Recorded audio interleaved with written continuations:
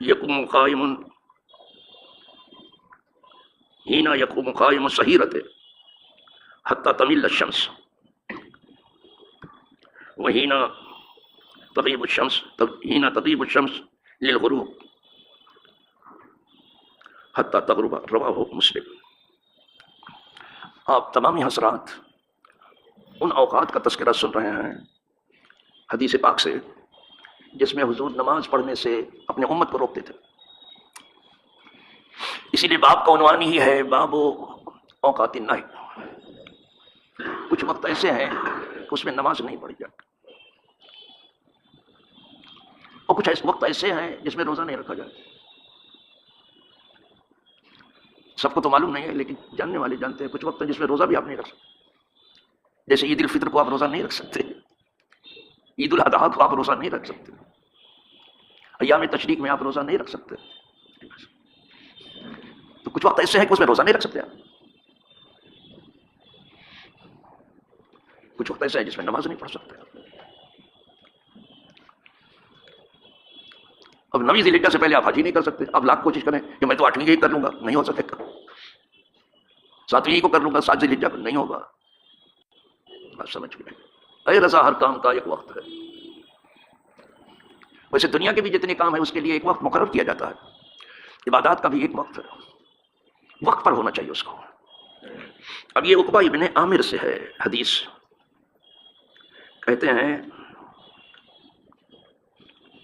ثلاث ساعات، 3 اوقات ایسے ہیں کانا رسول اللہ صلی اللہ علیہ وسلم ینہانا ان نصلی فیہن، ہمیں منع کرتے تھے۔ 3 اوقات ایسے ہیں جس میں حضور نماز پڑھنے سے ہمیں منع کرتے تھے، مت پڑھو۔ 3 وقت ایسے۔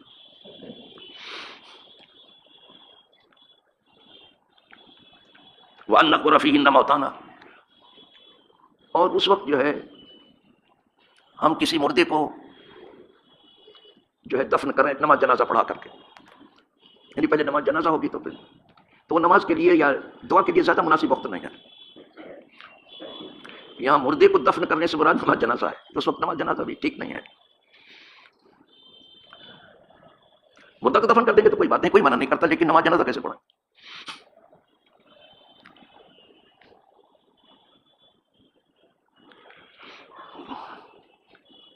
اب وہ وقت بتا رہے ہیں کہ 3 ہیں، کون سے؟ کانا ہی نہ تطلع الشمس، ایک وقت وہی ہے جب سورج طلوع کرتا ہے، جب سورج جو ہے طلوع کرتا ہے، ہی نہ تطلع الشمس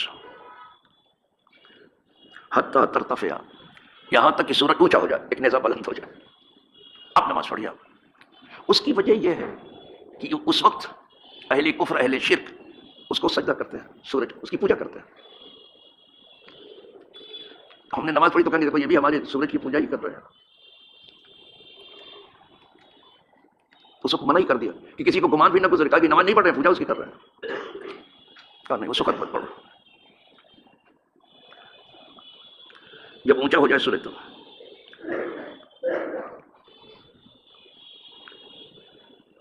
اور اس وقت جب سورج نصف النہار پر ہو، جب سورج نصف النہار پر، یعنی پوری آفتاب پر، پوری چمک دمک پر ہو، اس وقت بھی نہ، اس وقت بھی پوچھتے ہیں حتی تمیل الشمس، یہاں تک کہ سورج ڈھل جائے۔ جب سورج ڈھل جائے پڑھ دیں، جیسے ہی ڈھلتا ہے ظہر کا وقت ہو جاتا ہے، بس 2 وقت یہ ہو گیا، نصف النہار میں بھی نہیں پڑھ سکتے۔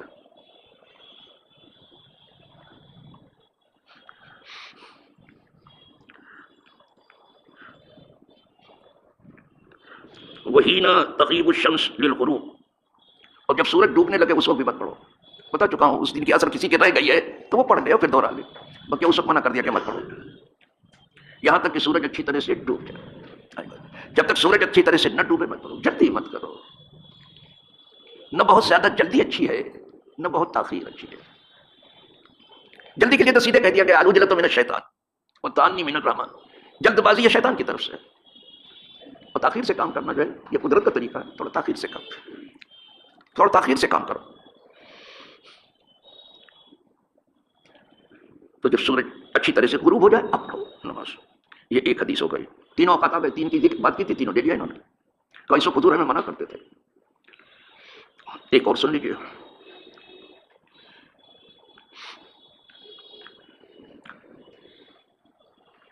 وعن ابی سعید الخدری قال قال رسول اللہ صلی اللہ علیہ وسلم لا صلاۃ بعد الصبح حتی ترتفع. یہ ابو سعید خدری سے حدیث ہے کہ کوئی نماز نہیں ہے، لا صلاۃ، صبح کی نماز ہونے کے بعد اب نماز نہیں ہے یہاں تک کہ سورج جو ہے اونچا ہو جائے. فرض سے پہلے بھی صرف دو ہے سنت ہے وہ، اور وہ بہت اہم ہے. حضور یہ دو سنت کسی قیمت پہ نہیں چھوڑتے تھے. یہ صبح کی دو سنت ہے کسی قیمت پر نہیں چھوڑتے، بہت زیادہ موقع ہے. اسی لیے امام اعظم کہتے ہیں کہ ویسے وقت کوئی مقتدی آیا بیچارہ کی جماعت کھڑی ہے تو کیا کرے، وہ سنت بھی ضروری ہے اور جماعت واجب ہے، کیا کرے؟ تو فرمایا اگر اسے یقین ہو کہ دروازے مسجد پر جہاں آواز نہ آ رہی ہو، قرات کی یا ہلکی آ رہی ہو، وہاں پڑھ کے تو جماعت میں شریک ہو. اور جب یہ ڈر ہو کہ نہیں صاحب ہم پڑھنے جائیں گے تو سلامی پھیر دے گا، بہت سے جلد بازی کرتے ہیں، تو پھر جماعت میں شریک ہو، پھر جماعت میں شریک ہونا. یہاں تو ایک پاؤں دھو دوسرے پاؤں دھونے میں سلام کرتے ہیں وضو کرنے میں. پھر جہاں یہ خطرہ ہو کہ جماعت جائے گی پھر جماعت میں آپ شریک، کیونکہ جماعت قائم ہونے کے بعد پھر کوئی نماز نہیں ہے، جماعت میں جانا ہے.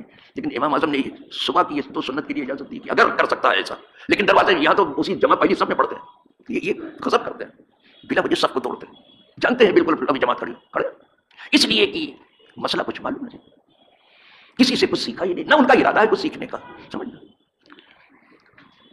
جہاں باتیں جب کو کرتے رہتے ہیں بیچارے.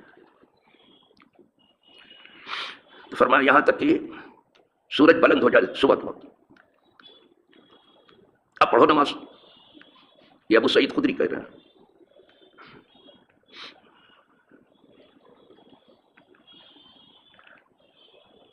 اور پھر کہا ولا صلاۃ بعد العصر، عصر کی بھی نماز ہو گئی تو اب نماز نہیں، اب کوئی نفل نہیں پڑھ سکتے، اب نہیں پڑھ سکتے. فجر کی نماز ہو گئی کوئی نفل نہیں پڑھ سکتے، عصر کی نماز ہو گئی اب کوئی نفل نہیں پڑھ سکتے. یہ دو وقت ایسے اس کو صرف ذکر و فکر میں گزارنا ہے یہاں تک کہ سورج بلند ہو جائے. صحابہ بیٹھے رہتے تھے. یہ بھاگم بھاگ جو آج کل ہم نے دیکھا ہے اپنی آنکھوں سے، وہ ہوتی کسی کتاب میں نہیں دیکھا میں نے. یہ تو دیکھا بیٹھے رہتے تھے.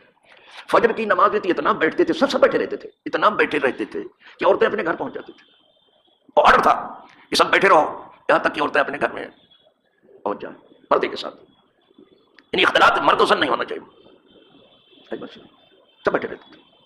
فجر کی نماز عورتیں اپنے گھر میں آرام سے چلی جاتی تھی، پہنچ جاتی تھی. اس کے بعد جس کا جی چاہتا تھا اٹھتا تھا چلتا تھا. تو اب عصر کے بعد بھی کوئی نماز نہیں ہے، یہ نماز سے روکا گیا. فجر کے بعد کوئی نفل نہیں، نماز سے روکا گیا. عصر کے بعد روکا کوئی نفل نہیں. یہ بھی دو وقت ایسے ہیں کوئی نفل نہیں.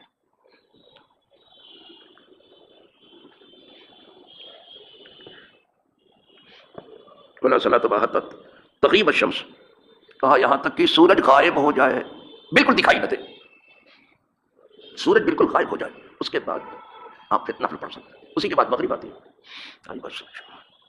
یہ اس کو جانتے ہو کس نے روایت کی؟ امام مسلم نے روایت کیا. تو اب یہ تین اوقات تو آپ کی نظر میں پہلے تھے طلوع، غروب، نصف النہار، دو اور آ گئے. فجر کی نماز کے بعد کوئی نفل نہیں، عصر کی نماز، 5 ہو گئے نا ابھی، نفل نہیں. کچھ لوگوں نے قضا کے لیے کہا کہ قضا کرتا ہے تو کر لے، اس لیے کہ پیمنٹ کا وقت ہے، لیٹ پیمنٹ کا کوئی وقت نہیں، جب ہو جب دے دے. لیکن یہ ہے کہ بعد ہی میں ہو. آئی بات سمجھ؟ بیسٹ یہ ہے، بہتر یہ ہے کہ بعد میں ہو. یہ وقت ذکر و فکر میں، بعض لوگ تو کیا کریں گے صاحب، ایسے لگے رہتے ہیں عصر کے بعد ذکر میں اور فجر کے بعد ایسے لگے رہتے ہیں کہ پوچھو نہیں صاحب. اب تیسری حدیث جو کہ بہت طول اپنے اندر رکھتی ہے، بڑی میں پڑھتا آج تیسری بھی پڑھتا. ہاں جی، سوچا تھا کہ آج 3 پڑھوں، لیکن جب دیکھا تو اس میں بہت زیادہ طول ہے، بہت دور تک پھیلی ہوئی حدیث ہے. اس میں سائل آ گیا ہے، سوالی آ گیا ہے، اور جب سوالی آ جاتا تھا تو پھر اس کے جواب دیتے تھے، اس کے سوال کا حضور سمجھنا. اور علم بغیر سوال کے نہیں آتا. جب تک ہاؤ اینڈ وائی آپ نہیں لگائیں، کیوں کیسے، یہ نہیں آئے گا علم. تو تیسری حدیث کو ہم اٹھا کے رکھتے ہیں، انشاءاللہ آپ کو پیر کے دن سننا ہے، اس کو ہم آپ سے اندر ہے. اسی پہ اکتفا فرمائے. وآخر دعوانا الحمدللہ رب العالمین.